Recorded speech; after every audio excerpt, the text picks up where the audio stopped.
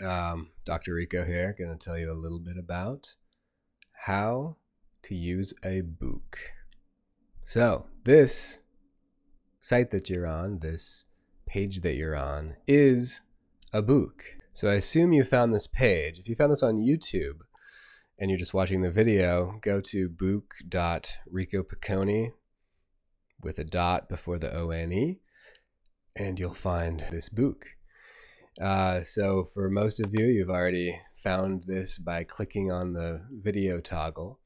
You can hide the video or turn on the video for a given section like this. So here we are. Let's look at a few of the features of a book. Fill in the blanks. Okay, here we go. Click in the blank and type in what the video says to type in. So if you're following along in the video, like you are in this video, you can enter in this information. And now here's something fun. Refresh this page and see if that is still there. It should be. So if we're going to refresh the page and see our entry still there, your entry persists is what we call it. So it's persistent user input. Quizzes. Quizzes are multiple choice and either one answer or multiple answers, meaning that multiple answers are needed for the response to be correct.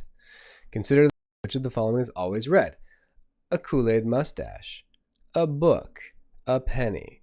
If you select incorrectly that a book is always read, even though some excellent books are read, nothing happens. You see a little bit of a red indicator that you are incorrect.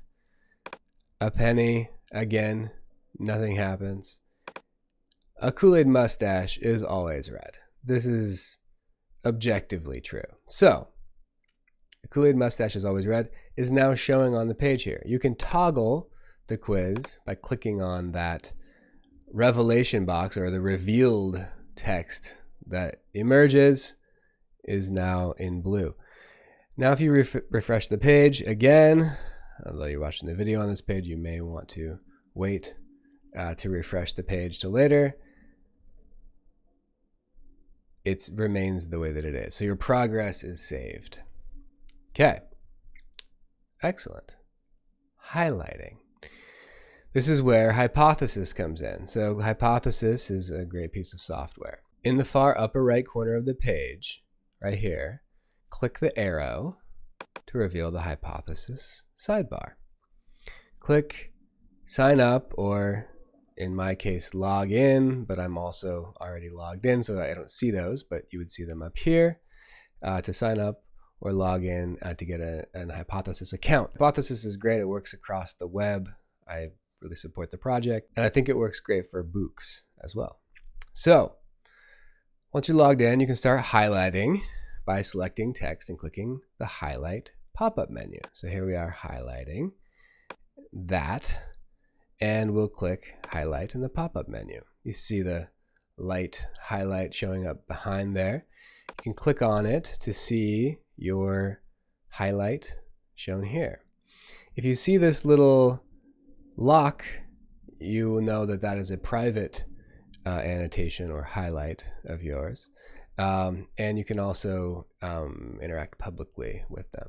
You can delete a highlight by deleting, delete, and it's gone. Highlights also persist. As long as you're logged in to your Hypothesis account, you'll be able to access all your highlights. They will show up. You can edit them and add to them. Hypothesis, highlights, and comments described in the next section can be either posted publicly, privately, or in a private group. So if you want to have a group of friends who are studying together and have comments and discussion, that's also possible there. Commenting. Comments are called annotations in Hypothesis. We already saw that the pop-up menu for selected text had the option to annotate as well. So we'll select some text, annotate. So this portion of text we can annotate. Something cool, and we can post it only to me, or we can post it to public, or if you have a private group that you've created, then you can post it to the group. So I'll post this only to me, and you can add tags.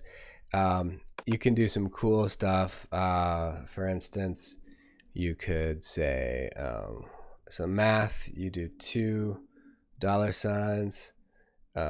say 1 plus 1 equals x squared. You write in LaTeX form, and when you post it, it converts it into nice, pretty mathematics. So it's a nice feature too.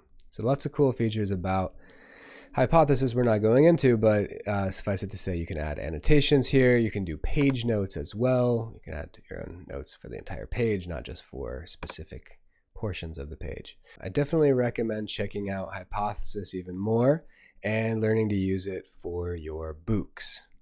All right, that's all I've got. Thanks.